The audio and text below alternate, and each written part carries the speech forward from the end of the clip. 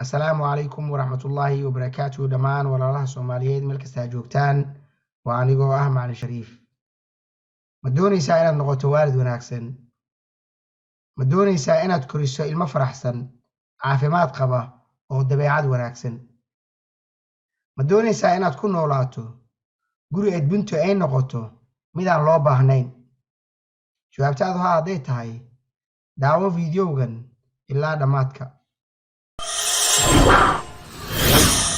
durba ilmaha marka uu dhasho waxaa laabta loo saaraa hooyada taas waxaa loo ogol leeyahay in ilmuhu ay la qabsadaan nolosha ka baxsan ilmagaleenka iyo inay la yeeshaan hooyada xiriir aad u dhow oo jacayl leh sidoo kale ilmaha oo laabta loo geliyo hooyada labadooda maqaarna ay istaabtaan waxay muhiim u tahay diyaar garowga naasnuujinta iyo in carruurtu ay ka aqoonsadaan waalidkood dadka kale isu soo dhawaanshaha xiriirka ka dhexeeya waalidka iyo ilmaha noloshooda oo idil waxay ka timaadaa inta uu la eg yahay waqtiga uu waalidka la qaato ilmihiisa laga bilaabo daqiiqada ay dhashaan tusaale ahaan daraasado badan ayaa muujiyey in aabayaasha qaata fasaxa hal isbuuc ama ka badan marka ay ilmo u dhashaan ay ilmahooda la yeeshaan xiriir aad u dhow marxalad kasta marka ay ku jiraan dugsi hoose mid dhexe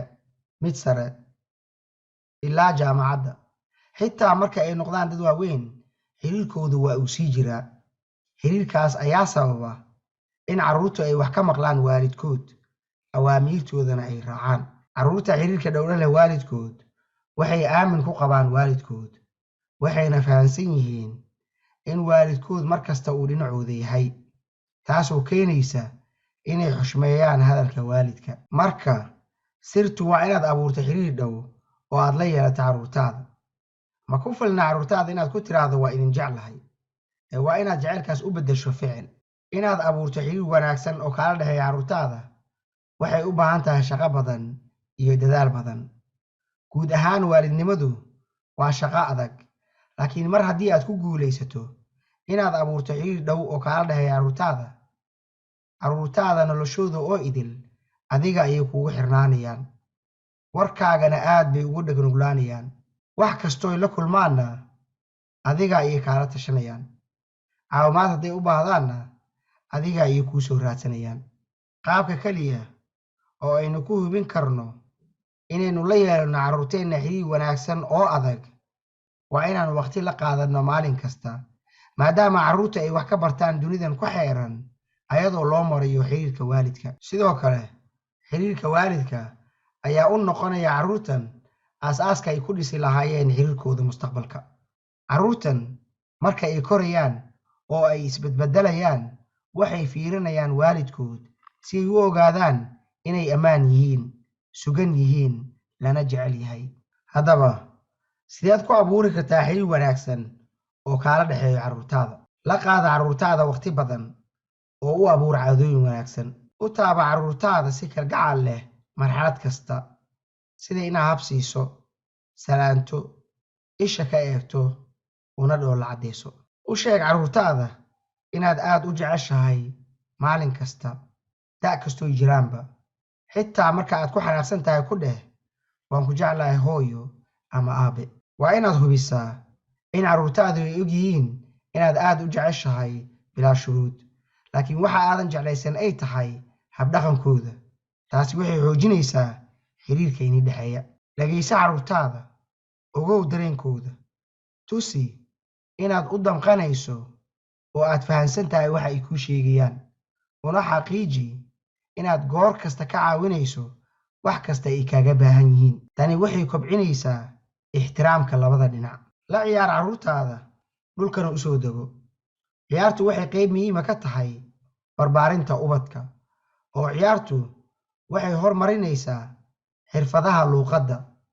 muujinta shucuurta kobcinta hal abuurka iyo xirfadaha isdhexgalka bulshada ciyaartu waxay doonta ha ahaato ciyaar bilow garooni game amaba inaad wada haystaan muhiimaddu waa inaad carruurtaada la qaraaxaysato adigoo isku xilqaamaya inaad siiso fiiro gaar ah haarkaan carruurtaada dhinacaaga carruurnimada carruurta waaweyn waxay ku raaxaystaan geemka kombiyuutarka laadhuuga halka carruurta yaryar ay ku raaxaystaan geem kasta oo waalidkood la ciyaaro. U samee carruurtaada magacyo khaas ah oo wanaagsan oo aan ahayn magacyada loo yaqaana carruurtaada. Magacyadan adiga iyo carruurtaada unbaa garanaya. Adeegsa magacyadan marka aad doonayso inaad wax u sheegto carruurtaada amaba aad la sheekaysato. Tani waxay xoojinaysaa jacaylka kaala dhexeeya carruurtaada. Hubi inaad joogtayso dhaqanka wanaagsan xilliga jiifka, sida in carruurtaadu buug ku akhriyaan adiguna aad dhegaysato, amaba inaad sheekooyin uga sheekayso si ay u dareemaan deganaan iyo raaxo ay ku raaxaysanayaan dhugta uu waalidkood siiyey, taas oo u horseedaysa caado wanaagsan. Bar carruurtaada caqiidadaada iyo waxa aad aaminsan tahay. U sheeg waxa aad aaminsan tahay iyo sababta aad u aaminsan tahay, si carruurtaada waqti ay su'aalo kugu weydiiyaan ogana jawaab si daacad ah. Haddii ay ku weydiiyaan su'aalo adag, u sheeg inaad uga jawaabi doonto habeen dambe. Soo ogow jawaabta saxda ah oo u sheeg waqtigii aad u ballan qaaday. U oggolow carruurtaada inay kaa caawiyaan shaqada guriga, sida alaabta oo la dhaqo, sariiraha oo la goglo, guriga oo la xaaqo, adeegga oo filinjeerka la geliyo. Ogow, taasi waxay isku soo kiin dhaweynaysaa carruurtaada. Carruurtaaduna waxay dareemayaan awood marka ay ku caawiyaan. Sidoo kale waxay ku siin karaan fikradooda, sida inaad weydiiso kabahee ku soo baxaya cabaayadan ama surwaalkan. Carruurtaadu waxay ogaanayaan in fikradoodu qiimo ka leedahay agtaada. Ogow, mar haddii aad weydiisato fikradooda, u diyaar garow inaad aqbasho dooqa ilmahaaga. U cuntay reer ahaan si wadajir ah. Marka aad hal meel wax ugu wada cuntaan, waxay u gogol xaaraysaa wada sheekaysi iyo wax wadaag. Dami TV-ga, kombiyuutarada iyo taleefannada intaba oo wada fariista si tartiib ahna hal meel ku wada cunteeya. Tani waxay abuuraysaa fursad aad ku barto carruurtaada muhiimadda cuntada caafimaadka leh oo isku dheelitiran. Raadi fursad kasta oo aad ula qaadan karto canug kasta waqti si gooni ah. Waxaad u wadi kartaa socod ama baagga, amaba waxaad la daawan kartaa documentary. Ujeeddadu waa inaad waqti la qaadato canug kasta si uu u helo fursad uu kuula wadaago wuxuu doono, amaba uu ula raaxaysto waalidkiis. Xushmee dooqa carruurtaada. Waa macquul inaadan jeclaysanin dharkan kala jaanka ee canugaagu u xiran yahay, laakiin muhiimaddu waa inaad xushmayso dooqiisa mar haddii aysan khilaafsanayn dhaqanka suuban. Waxaad kobcin kartaa xirfadda go'aan qaadashada carruurtaada adigoo baraya carruurtaada waxyaabaha la eego marka la xulanayo dharka ama qaab labiska. Ka dhig carruurtaada waxa ugu muhiimsan noloshaada. Carruurtaadu waxay u baahan yihiin inay og yihiin inay iyagu yihiin waxa ugu muhiimsan noloshaada. Carruurtaadu waxay dareemayaan walaac fara badan marka aadan dhegaysanaynin waxa ay kuu sheegayaan, dhugtaaduna ay meel kale ku maqan tahay. Carruurtan dhaqso ayay korayaan, sidaa darteed waa muhiim inaysan ku dhaafin maalin kasta oo aad la qaadan karta carruurtaada waqti inta aad haysato. U samee carruurtaada xuduud, xeerar iyo cawaaqib. Carruurtaadu waxay kaaga baahan yihiin hagitaan marka ay korayaan. U sheeg carruurtaada waxa aad ka filayso inay sameeyaan oo hubi inay fahmeen. Marka xeerarka aad dejisay la jabiyo, hubi inaad siiso cawaaqib ku habboon da'dooda. Tusaale ahaan, haddii xeerku ahaa in homework laga shaqeeyo subaxdii, galabtiina banooni la aado, canugaaga haddii uu samayn waayo homework, galabtii banooni aadi maayo ee wuxuu ka shaqaynayaa homeworkiisa. As-aaska xiriir kasta oo wanaagsan wuxuu ka bilowdaa kalsooni. Daraasado badan ayaa lagu ogaaday in ilmuhu marka ay gaaraan 1 sano ay kala og yihiin inay waalidkood isku halleyn karaan iyo in kale, si ay u daboolaan baahidooda shucuureed iyo midooda jireed. Kasbo kalsoonida carruurtaada oo fuli ballanta aad u qaado. Tusaale ahaan, haddii aad ku tiraahdo hadhow ayaan kula ciyaarayaa, waa inaad la ciyaarto markii hadhow la gaaro. Aamin wanaagga iyo kartida carruurtaada oo ku kalsoonow inay mar kasta suurtagal tahay in carruurtaadu ay samayn karaan isbeddel wanaagsan.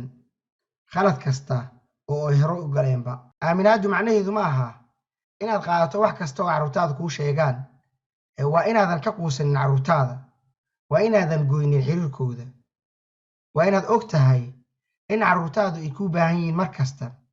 sidaa darteed ay khasab tahay inaad qaaddo tallaabo kasta oo aad ku soo celinayso kuna xoojinayso xiriirka kala dhexeeya carruurtaada.